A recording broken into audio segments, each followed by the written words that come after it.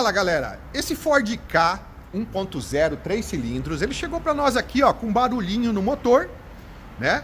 Depois que a gente desmontou aqui a lateral, a gente viu que a correia estava esfarelando. A gente até fez um vídeo anterior falando que o cliente colocou um óleo errado, por isso que estava dando problema.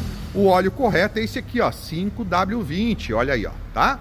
Não ganho nada para fazer esse merchan, mas a gente tem que trazer a dica aqui no canal. E galera, depois que a gente tá resolvendo esse negócio da correia, que não era nem esse o problema, era um problema de um barulhinho, o que a gente descobriu que estava ocasionando o barulho?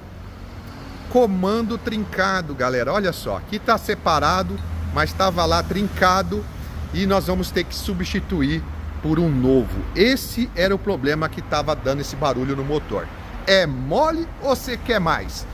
Deixa seus comentários aqui, o que você tá achando desse 3 cilindros aí?